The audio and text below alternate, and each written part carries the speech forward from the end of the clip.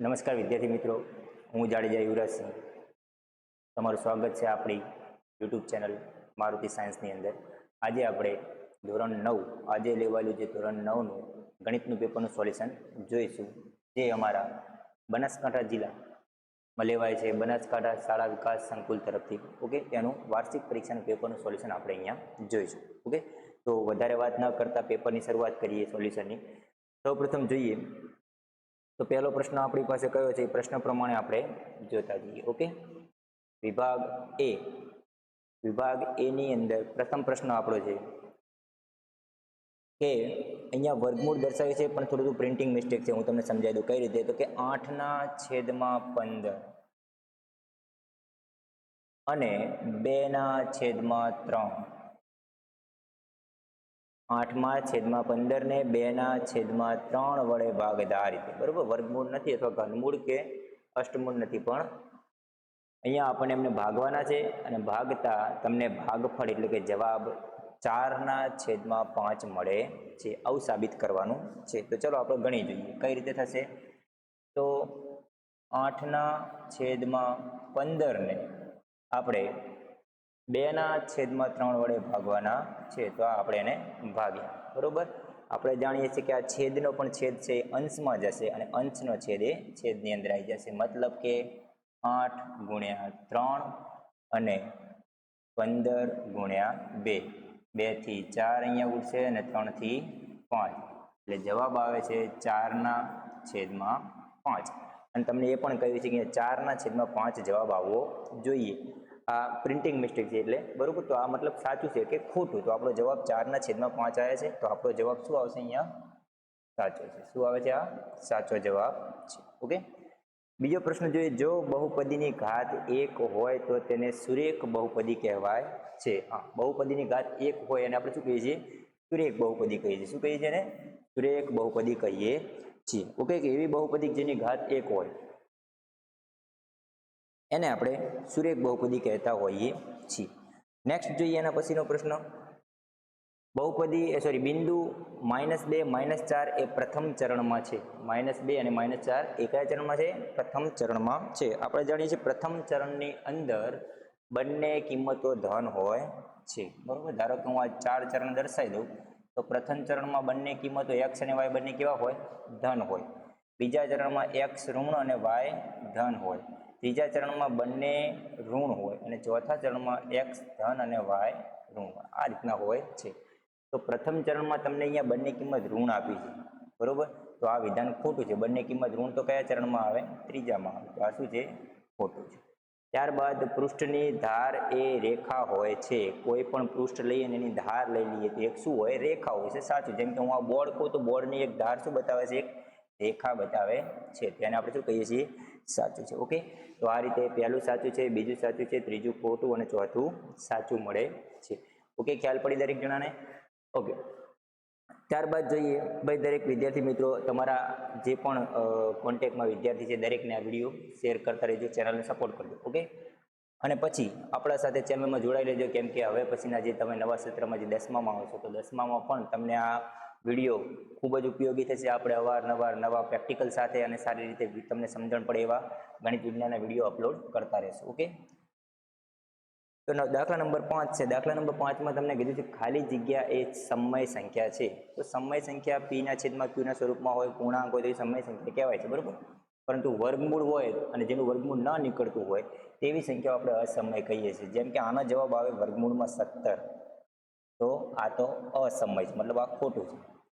આનો જવાબ શું આવશે? કે 25 + 144, એટલે કે વર્ગમૂળમાં 169 અને વર્ગમૂળમાં 169 મતલબ કે 13. ઓકે, તો 13 એ સમય સંખ્યા છે. બાકીના પણ જોઈ લઈએ તો 12 × 5 = 60, વર્ગમૂળમાં 60 એ આનું વર્ગમૂળ નીકાળીએ આપણે. બરોબર, તો એનું વર્ગમૂળ નીકળતા એક કિંમત તો વર્ગમૂળમાં રહી જ જાય, એટલે આપણે કહી શકીએ છીએ કે અહીંયા આ જે કિંમત છે એ સમય સંખ્યા નથી. બરોબર, આ એક છે અને આ પણ નથી. તો વધ્યું શું? તો કે બી. આપણો જવાબ શું આવશે? કે વર્ગમૂળમાં 5 નો વર્ગ વત્તા 12 નો વર્ગ એ સમય સંખ્યા છે. ઓકે, ત્યારબાદ વાત કરીએ એના પછીનો પ્રશ્ન છઠ્ઠો. બિંદુ 4, 0 નો ઉગમ બિંદુથી અંતર ખાલી જગ્યા છે.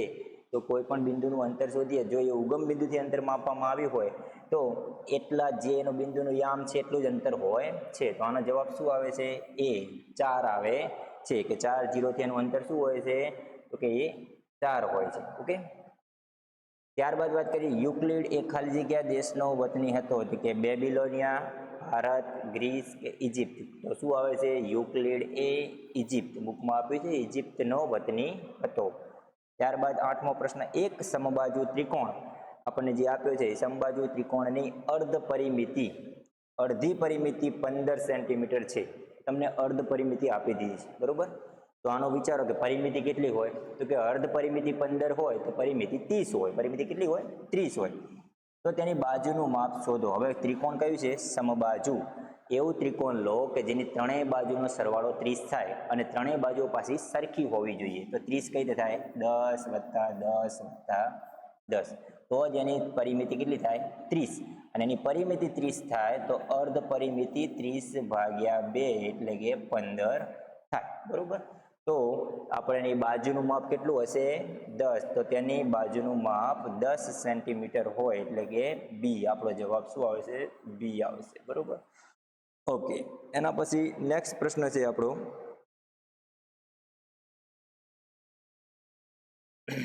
ચલો નેક્સ્ટ જોઈએ. તો નીચે આપેલા વિધાનો સાચા બને તે રીતે ખાલી જગ્યા પૂરવાની છે. આપણે અહીંયા ખાલી જગ્યા પૂર્ણ કરવાની. ઓકે, તો સૌ પ્રથમ જોઈએ ખાલી જગ્યામાં શું આવશે? તો કે પહેલું 5 વત્તા વર્ગમૂળમાં 5 અને 5 ઓછા વર્ગમૂળમાં 5 બરાબર શું થાય?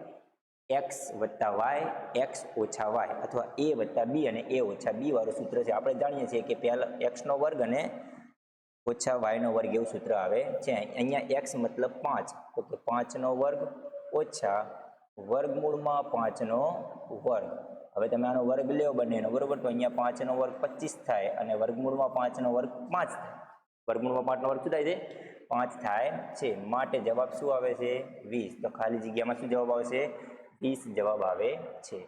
જો બિંદુ ચોથા ચરણમાં હોય તો બિંદુનું યામ ખાલી જગ્યા હોય. હાલ જ આપણે જોયું ચોથા ચરણની અંદર x કેવો હોય છે? તો કે x હોય છે ધન અને y હોય છે ઋણ, બરોબર? આ રીતે લખો કે પછી પ્લસ માઇનસ. ઓકે, આ રીતના એનો ચોથો યામ, ચોથું ચરણ આ રીતનું હોય છે. ત્યારબાદ જોઈએ તો ત્રિકોણ એબીસીમાં AB બરાબર BC બરાબર AC, મતલબ કે એવું ત્રિકોણ છે કે જે સમબાજુ છે, જેની બધી જ બાજુઓ કેવી છે? સરખી છે. તો આપણે જાણીએ છીએ સમબાજુ ત્રિકોણના બધા જ ખૂણાનું માપ એક સરખું હોય છે. અને ત્રિકોણના ખૂણાનો સરવાળો કેટલો થાય બધા જ ખૂણાનો? તો કે 180. હવે 180 ને 3 સરખા ભાગ કરીએ એટલે આપણને શું મળે? 60° મળે છે. હવે વાત કરીએ વર્ગ 140 થી 150. હવે 140 થી 150 ની અધઃ સીમા, બે પ્રકારની સીમા છે, એક અધઃ સીમા અને એક ઉર્ધ્વ સીમા. ઉર્ધ્વ સીમા એટલે ઉપરનું મૂલ્ય, અધઃ સીમા એટલે નીચેનું મૂલ્ય. તો નીચેનું મૂલ્ય મતલબ શું? નાનું મૂલ્ય. કેટલું આવે? 140 છે. આ જ પ્રશ્ન જો ઉર્ધ્વ સીમા કીધું હોત તો શું આવત? 150 આવત. ઓકે, ત્યારબાદ એક વાક્યમાં તમને અથવા એક શબ્દમાં એને જવાબ આપવાનો છે. એના પછીનો પ્રશ્ન જોઈએ તો કે દ્વિઘાત બહુપદી 5x નો વર્ગ ઓછા 3x વત્તા 7 નું x બરાબર -1 આગળ મૂલ્ય જણાવો. મતલબ કે આ બહુપદીની અંદર જ્યાં જ્યાં તમને x દેખાય છે ત્યાં તમારે -1 મૂકી અને એનું સાદુરૂપ આપવાનું છે. ચલો આપણે અહીંયા ટ્રાય કરીએ કે 5 ગુણ્યા -1 નો વર્ગ. મને અહીંયા x દેખાય છે, અહીંયા x દેખાય છે, ત્યાં હું શું મૂકી દઈશ? -1.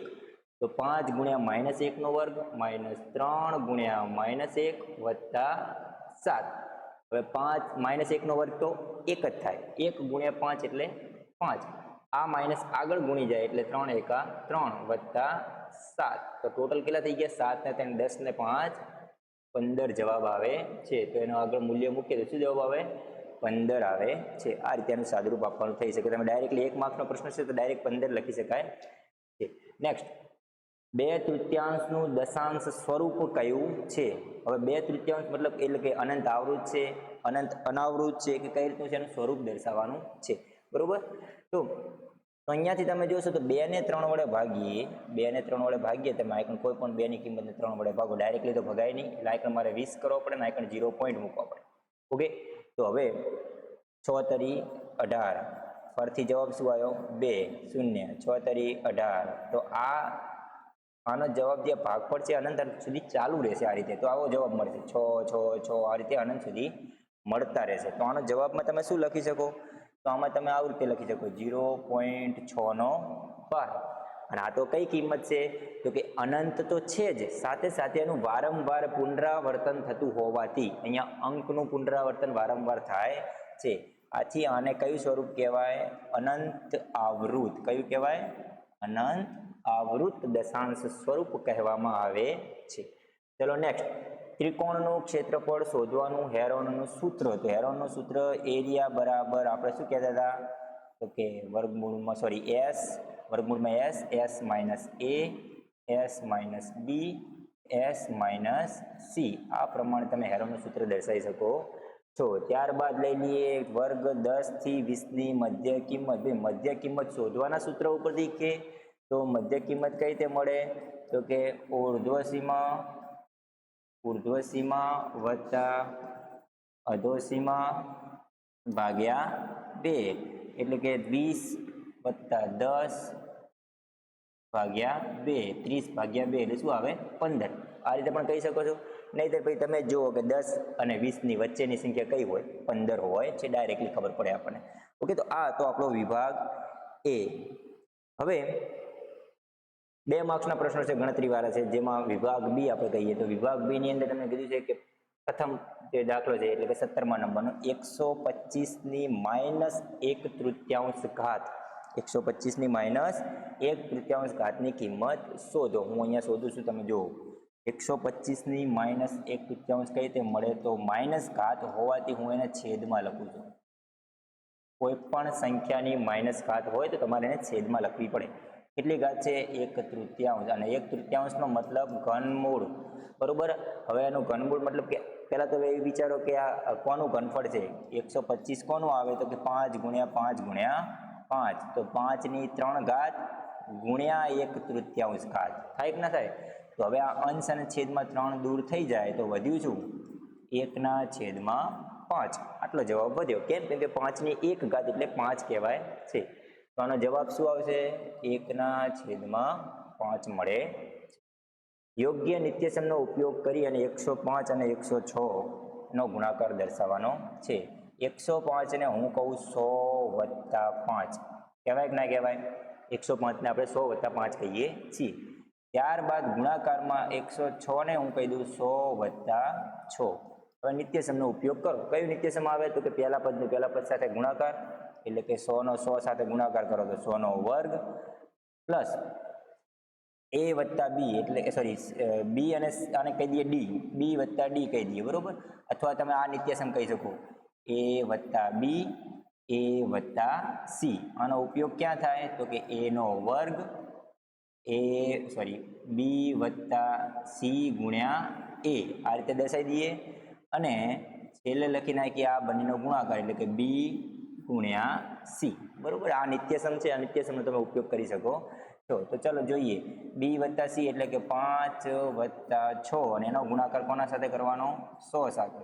વત્તા છેલ્લું બી અને સી નો ગુણાકાર. બી એટલે કે 5 અને સી એટલે કે 6. 6 પંચુ 30. ચલો અહીં કણ આવશે 10,000. 100 5 11 ગુણ્યા 100 એટલે 1100 અને વત્તા 30.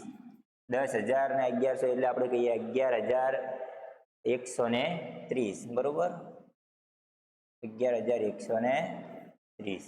આ થઈ ગયા 1,130 થઈ ગયા. અને 1,130 ને આપણે 10,000 માં ઉમેરી દઈએ એટલે 11,130 મળે છે. આ થઈ ગયું આપણું નિત્યસમ, બરોબર. નિત્યસમ પ્રમાણે આપણે એની ગણતરી કરી શકીએ. નેક્સ્ટ એના પછીનો દાખલો. ત્યારબાદ જોઈએ, જો 6x નો વર્ગ વત્તા 5x - 6 ના અવયવ પાડવાના કીધા છે. એના અવયવ આપણે કઈ રીતે પાડશું? તો મધ્યમ પદનું વિભાજનની રીત. આ મધ્યમ પદ છે એના વિભાજન કરો, 2 ભાગ કરો. કઈ રીતે? કે જે સંખ્યા, એવી સંખ્યા લો, બે અંકો એવા લો કે જેમનો ગુણાકાર 36 થાય. ગુણાકાર શું થાય? 36 અથવા -36 કહીએ, બરોબર. કેમ કે આ માઇનસ છે. -36 થાય અને સરવાળો 5 થાય. હવે તમે એવી 2 સંખ્યા વિચારો કે જેનો ગુણાકાર 36 થાય, -36. કઈ કઈ સંખ્યા થાય? તો તમને કદાચ ખ્યાલ ના આવે તો મારે તે યાદ રાખવાનું. પહેલું 1 થી ચાલુ કરો તો કે 1 ગુણ્યા 36, પણ આમનો સરવાળો કે બાદબાકી 5 થતા નથી. 2 ગુણ્યા 18, આમનો પણ સરવાળો કે બાદબાકી 5 થતા નથી. અને 3 ગુણ્યા 12, 12 તરી 36, એમાં પણ સરવાળો બાદબાકી કે 5 થતા નથી. મતલબ કે 12 માંથી 3 જાય તો કદાચ આપણને મળે 12 ને 9 મળશે, અને 12 માં 3 ઉમેરો તો 15 મળે, 5 મળતા નથી. પછી આપણે લઈ લઈએ 4, બરોબર. તો 9 ચોક 36, 4 અને 9, આમાં તમે જોશો તો 9 માંથી 4 જાય તો 5 મળે છે. મતલબ આ કિંમત આપણી છે. આ રીતે વિચારવાનું, બરોબર. હવે આ જે કિંમત આપણને મળી 9 અને 4, એમાં પણ એમનો ગુણાકાર કેટલો કરવાનો છે? -36. કોઈ પણ સંખ્યાનો ગુણાકાર માઇનસ ક્યારે આવે? કે જ્યારે 2 માંથી એક કિંમત માઇનસ હોય ત્યારે. તો એક આ વસ્તુ યાદ રાખવાની, મતલબ 9 અને 4 માંથી એક કિંમત હજુ માઇનસ છે. કોણ માઇનસ છે એ ક્યારે ખબર પડે? તો કે અહીંયાથી ખબર પડે. અહીંયા મધ્યમ પદ શું છે એના ઉપર ડિપેન્ડ કરે. અહીંયા મધ્યમ પદ પ્લસ હોય તો મોટી સંખ્યા પ્લસ લેવાની, મધ્યમ પદ માઇનસ હોય તો મોટી સંખ્યા માઇનસ લેવાની, બરોબર. આટલું યાદ રાખો. તો મધ્યમ પદ પ્લસ છે તો મોટી સંખ્યા પ્લસ હોય તો પછી માઇનસ કોણ હોય? તો કે માઇનસ હોય 4. કોણ હોય? -4, બરોબર. તો જો આમનો જવાબ થઈ ગયો 9 ચોક 36, એટલે કે -36. ઓકે. તો મતલબ 5 ના 2 ભાગ કરશું, 5x ના 2 ભાગ કરીએ, 9x ઓછા 4x, બરોબર. એટલે 5x થઈ જાય, 6x નો વર્ગ વત્તા 9x અને ઓછા 4x, અને છેલ્લે જવાબ આવ્યો 6. ઓકે. હવે આ કણ આ બંનેમાંથી સામાન્ય શું નીકળશે? તો બંનેમાંથી નીકળે 3x, આમાંથી 3x નીકળે એટલે વધે 2x. કેટલા વધે? 2x. 3 દુ 6 થાય ને. ઓકે. અને અહીંયાથી 3x સામાન્ય નીકળે એટલે વધે કેટલા? 3. આ બંનેમાંથી સામાન્ય નીકળશે વધુમાં વધુ 2, તો અહીંયા વધશે 2x અને વત્તા અહીંયા વધશે 3.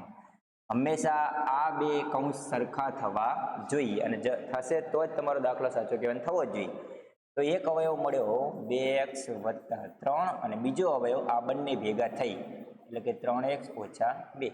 આ બની ગયા તમારા એના અવયવ, બરોબર. તેનો આપણે ઉપયોગ કરીને અવયવ પાડ્યા, 2x વત્તા 3, 3x ઓછા 2. એના પછી નેક્સ્ટ જોઈએ. તેના પછીનો દાખલો આપણને આપ્યો છે કે જો x બરાબર 2, y બરાબર 1, તો k ની કિંમત શોધવાની કીધી છે.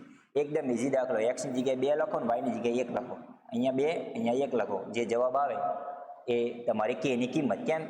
અહીં કણ 2 લખું, બરોબર, તો 2 દુ 4 થાય. અહીં કણ 1 લખું, 3 એકા 3 થાય, બરાબર k. 4 ને 3 7. k બરાબર શું મળે તમને? 7 મળે છે. ખૂબ ઈઝી દાખલો.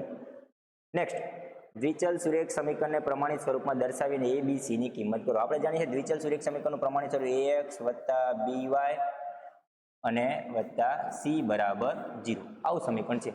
તો તમારે બધાને આ બધી લઈ દેવાની. ચલો x તો હતા જ, આ y વાળું પદ લઈ દઈએ એટલે માઇનસ વર્ગમૂળમાં 3y થાય. આ c વાળું પદ -4 હતા, બરાબર 0. થઈ ગયું આ પ્રમાણિત સ્વરૂપ. હવે એ કોણ કહેવાય? તો કે x ની સાથે ગુણેલો હોય ને એ કહેવાય. આપણા પાસે x ની સાથે ગુણેલું કોણ છે? 1. y ની સાથે ગુણેલો હોય ને b કહેવાય. પણ અહીંયા y ની સાથે કોણ ગુણેલું છે? માઇનસ વર્ગમૂળમાં 3. ધ્યાન આપજો, અહીંયા બધાય પ્લસ છે તો અહીંયા માઇનસ હોય તો એ પદને માઇનસ લેવું પડે. અહીંયા abc એ માઇનસ હોઈ શકે, બરોબર. x ને y કોઈ માઇનસ હોતા નથી.